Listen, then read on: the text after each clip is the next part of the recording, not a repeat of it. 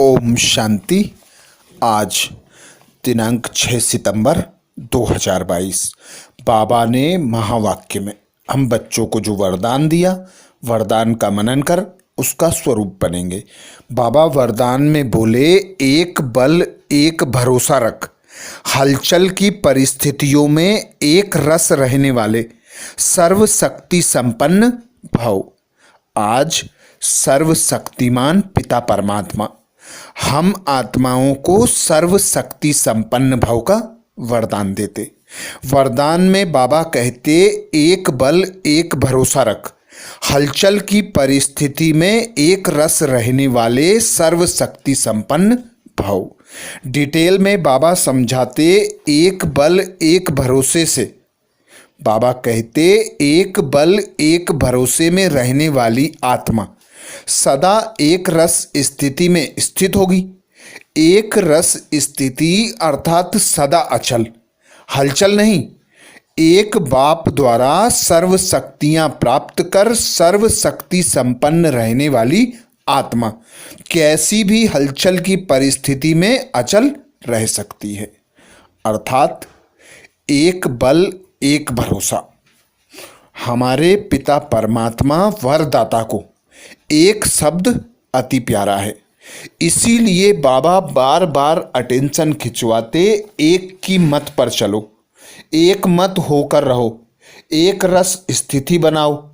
एकाग्रता एक बल एक भरोसे के आधार पर एक पिता परमात्मा को अपना बनाओ। एकांत प्रिय बनो, एक व्रता बनो। सदा एक बाप से सर्व संबंधों की अनुभूति करो। जब हम एक बाप पर पूरा पूरा न्योछावर हो जाते हैं, अपना सब कुछ अर्पण कर देते हैं, तो बाबा हमारी हर समय मदद करते हैं, हमें सर्व संबंधों की अनुभूति कराते हैं, सर्व शक्तियों से संपन्न बनाते हैं। तो ऐसे ही बाबा कहते, जो बच्चे एक बल एक भरोसे के आधार पर रहते हैं, उनकी एक रस स्थिति होती है। एक रस स्थिति बाबा समझाते, ऐसे बच्चे जो हिलाने वाली परिस्थितियों में हिले ना, हलचल वाली परिस्थितियों में अचल रहे।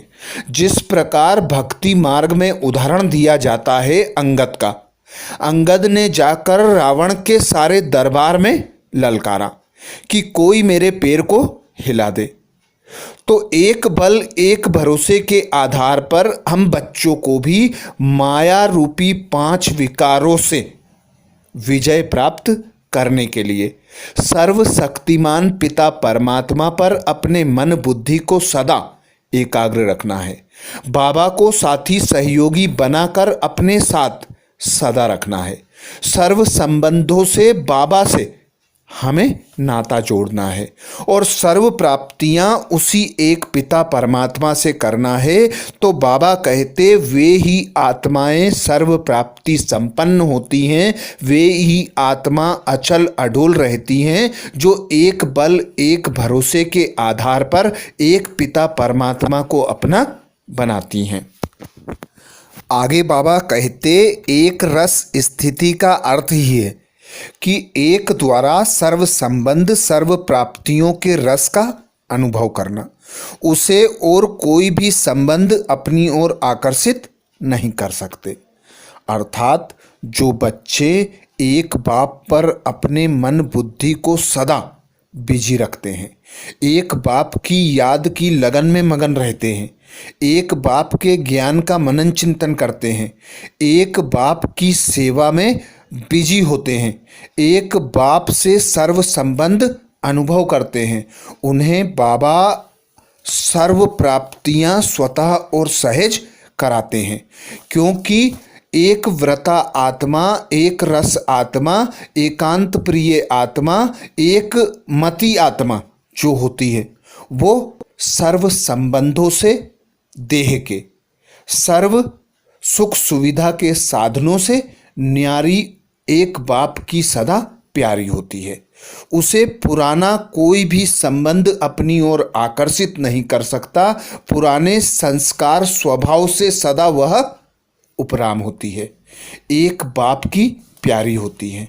तो ऐसे ही एक रस स्थिति प्राप्त करने के लिए, सदा अचल अडोल रहने के लिए, सर्व प्राप्तियों से संपन्न बनने के लिए, सदा एक बाप की श्रीमत पर चलना, एक बाप को साथी सहयोगी बनाकर अपने साथ रखना, एक बाप से सर्व संबंधों का अनुभव करना, एक बाप के बताए हुए मार्ग पर चलना, यही एक व्रता अचल अडोल सर्वशक्ति संपन्न आत्मा की निशानी है।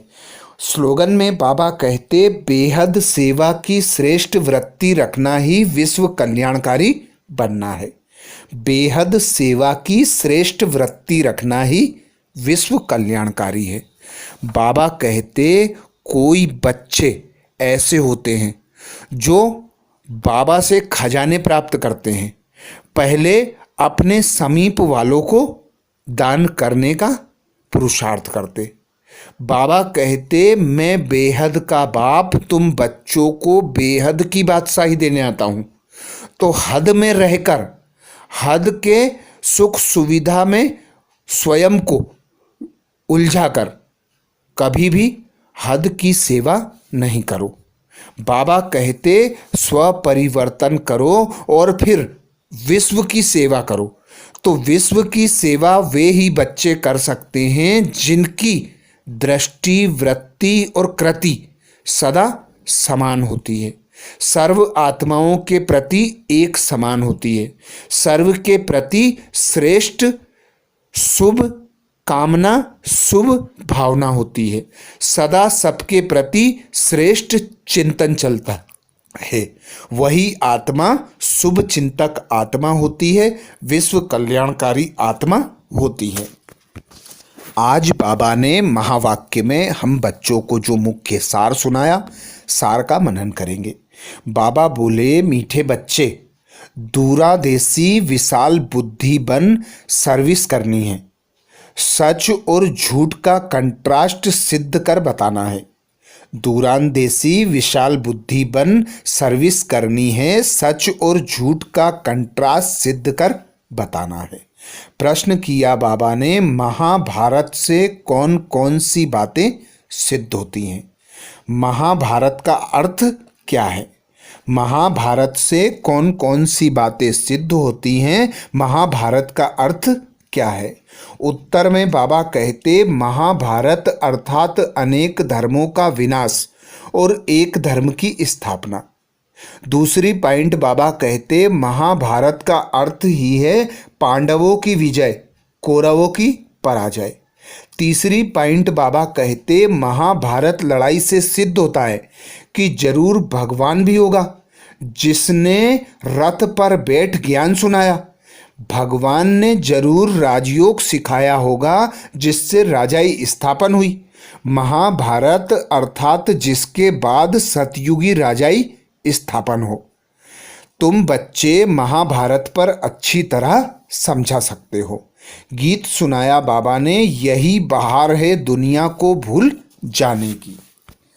धारणा के लिए मुख्य सार में बाबा कहते, पहली पॉइंट, सर्विस के लिए विचार सागर मंथन करना है, थकना नहीं है, बहुतों के कल्याण की युक्तियां रचनी है। सर्विस के लिए विचार सागर मंथन करना है, थकना नहीं है, बहुतों के कल्याण की युक्तियां रचनी है। दूसरा पॉइंट बाबा कहते, लौकिक के बीच में रहते भी पारलौकिक बाप को याद करना है, श्रेष्ठ पुरुषार्थ से अपनी प्रारब्ध ऊंच बनानी है। लौकिक के बीच रहते भी पारलौकिक बाप को याद करना है, श्रेष्ठ पुरुषार्थ से अपनी प्रारब्ध ऊंच बनानी है। तो ये थे बाबा के महावाक्य। अच्छा, ओम शांति।